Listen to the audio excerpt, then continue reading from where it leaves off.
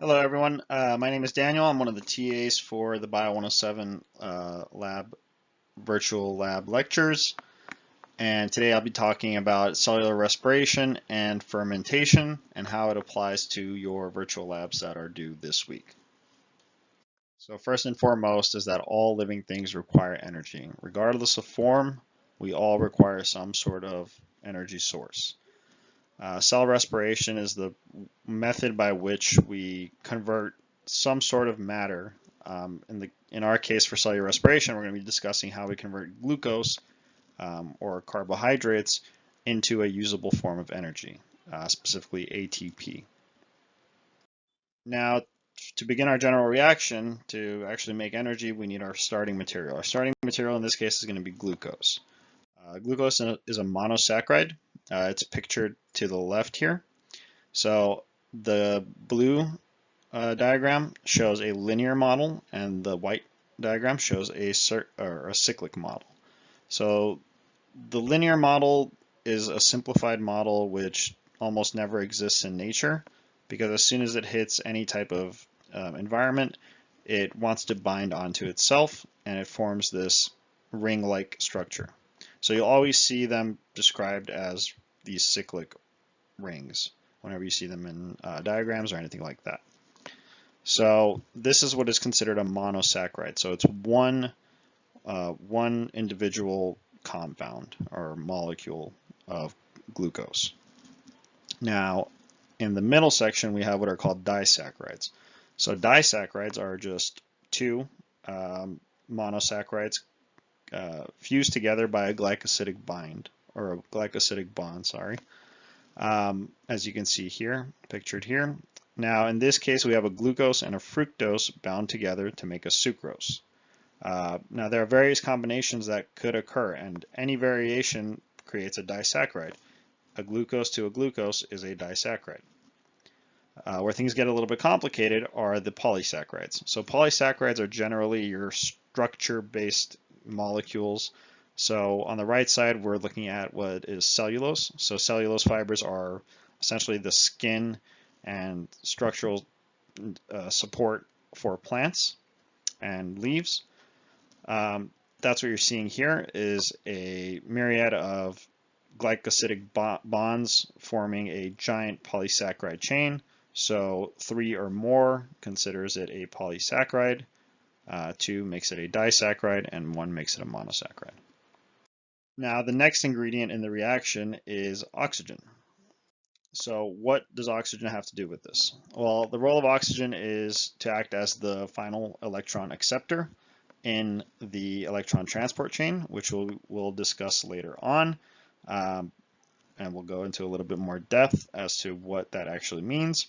But without oxygen, this process would not be possible. So we need to thank the plants for that one. Now what you're seeing here are the products of the reaction. Now that we've gone over what needs to go into the reaction, this is what comes out of it.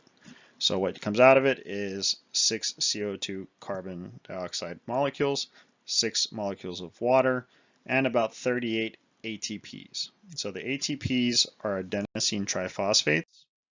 So adenosine triphosphate, as shown above in its complete form, can be broken down into a ADP molecule. So an ADP is adenosine diphosphate. Now, when you break down these molecules, and this is true for any type of energy carrier, when you remove an atom from the molecule, you are releasing energy by breaking that bond. So when the ATP is reduced to an ADP, you're releasing a large amount of energy, and that energy is used for any cellular reactions or cellular function that may possibly be occurring within that organism. So these are extremely, extremely important, and without ATP pushing these functional mechanisms, we would have nothing. So now that we've taken a look at everything that goes in and essentially what comes out of everything, we're going to take a look at the actual reaction itself and the actual mechanism by which we produce ATP. So the first step in cellular respiration is glycolysis. So glycolysis takes a glucose molecule and converts it into two pyruvate compounds. Through this conversion process, you release 4 ATPs and 2 NADHs. The ATPs, as we discussed, are energy carriers essentially, and NADH is exactly the same thing with less energy. So they do carry an electron, which will be used to produce even more significant energy in later steps. The important thing to take away from glycolysis is that an investment needs to be made. So in the very first step to split the glucose, you have to use 2 ATPs. After you've used the 2 ATPs to split them into intermediate G3P molecules, you then do not require too much energy. All you need is an NAD to convert it to a pyruvate. Now, once we've created these pyruvate molecules, they go into the mitochondria. So the mitochondria, which you might have heard in your other classes, is the powerhouse of the cell. So once things go into there, that's where we receive real energy production. So this is the Krebs cycle. Now you are not responsible for understanding every single step. We just want you to know what goes in and what comes out. So into the Krebs cycle, you have a pyruvic acid. Now this is one turn. So you created 2 pyruvic acids or pyruvates in the previous step in glycolysis. So this whole cycle will occur twice per glucose molecule. So pyruvic acid comes into this Krebs cycle or the citric acid cycle and is converted in many various steps. And through each of these steps, you start taking off carbon dioxides from the pyruvic intermediates. So as you see, carbon dioxide is released here, and we get an NADH here. We get a CO2 here and an NADH here. ATP is produced at this stage, and an FADH2 is produced at this stage, and an NADH is produced at this stage. So, as you can see, many of these electron carriers, so NADH and FADH2, are just energy carriers, essentially. Many of them are produced at this stage for further investment into the next stages. So, what you need to know that per pyruvic acid, we produce, per glucose, we produce 2 ATPs, 8 NADHs, 2 FADH2s, and 6 carbon dioxide molecules. So this is where the majority of the carbon dioxide, well, this is where all of the carbon dioxide is produced as a waste. Now I'd like to discuss what might be the more complex system of this entire process, and this is the electron transport chain. So the electron transport chain uses up all of the NADH that you produced in the previous stages. So NADH is introduced into this matrix space, and within this matrix space, on the surface of the cell wall, there are what are these integrated proteins called NADH reductase, and then cytochrome reductase and cytochrome oxidase. They all serve, for our purposes, the same function. They reduce and send protons into this space above. Okay. So when an NADH comes into contact with an NADH reductase, a proton is released into this space. This carrier keeps passing by and hits all of these other complexes on the way. So a total of 3 times a hydrogen proton is shot out into this intermembrane area. Now, when this occurs, you're creating a disequilibrium. So this is now positively charged, and the bottom red portion is now negatively charged. So in nature, things want to be equal at all times. So what happens is a hydrogen forces its way down into this barrel-like structure called the ATP synthase. When this occurs, this whole structure will twist, and this twisting motion forces an ADP to grab some unbound phosphate. So the ADP, which now has two phosphates, will find another phosphate and be converted into an ATP.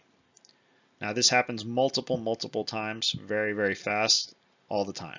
So as long as we're producing NADH from the Krebs cycle, we are producing mass amounts of ATP, taking advantage of this disequilibrium that occurs.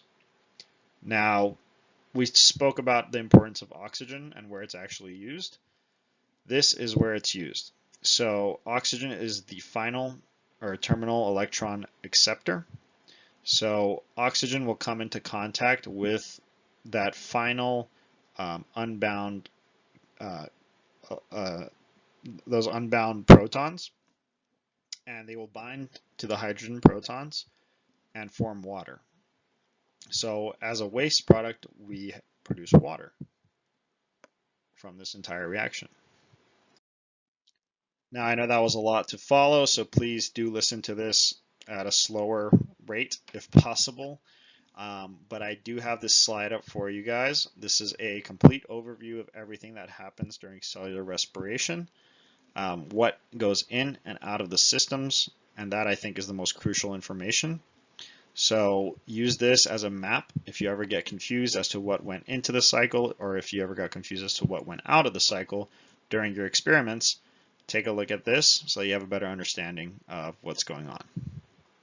Now that you have a solid grasp on cellular respiration and all the mechanisms involved, I'd like to discuss what a volumeter is. That way you can actually complete the virtual lab and have somewhat of an understanding of what this thing actually does. So a volumeter, just like it sounds, it's a meter used to calculate volume differences between various solutions. So you're going to make 3 different solutions, or potentially more, with a starting volume of, let's say, 5 on each tube. Okay. Your goal is to determine what the differences are between these tubes and what's causing those volume differences over time, because after a certain amount of time, they will be very different. So if you have a decrease in volume, let's say all of these started at 5, let's say they went to 2, that's a decrease of 3, correct? Now, if you had an increase, let's say to 8, that'd be an increase in 3. Regardless of what happens, your goal is to analyze your data and figure out what is happening. So what is being added or what is being removed from the system to cause those volume changes.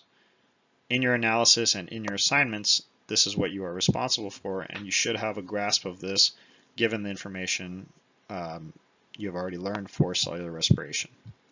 So go ahead and complete those labs and then come back to this video. We're going to go over yeast fermentation, and then you're going to be ready to do the additional second lab. Now that you guys have completed the cellular respiration labs and you have a deep understanding of cellular respiration, I'd like to talk about yeast fermentation. So yeast fermentation, as the name implies, only occurs in yeast. It is essentially a modified glycolysis. It converts unusable pyruvate into a usable form when oxygen is not present. So when oxygen is present, it's completely easy to turn it into a usable form. When oxygen is not present, it's very difficult for organisms to do this. Yeast have gotten it down, so it's not a big thing. They can easily turn their 2 pyruvates after glycolysis into usable carbon, not using oxygen, but instead using NAD to just simply reduce it.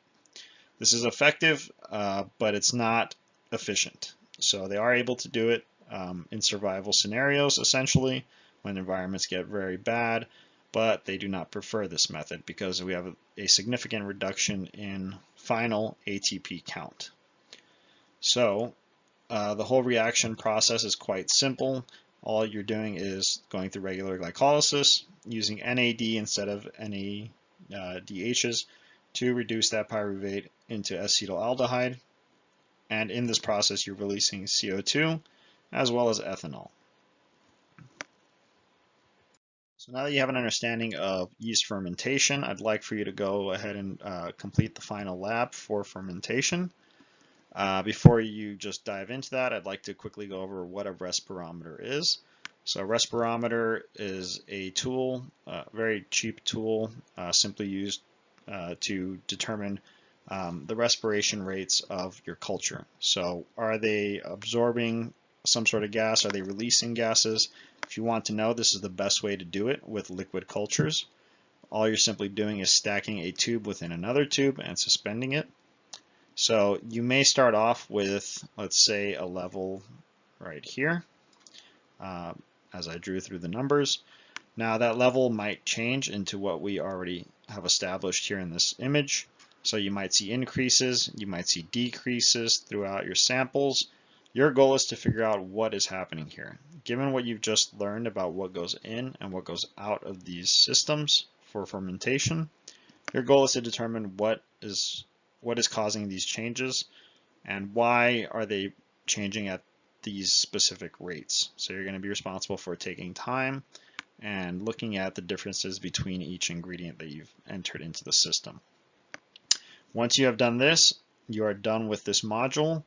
And I appreciate you guys listening in on this lecture. We'll try to make it better as the weeks go on. We're slowly trying to understand what you guys want.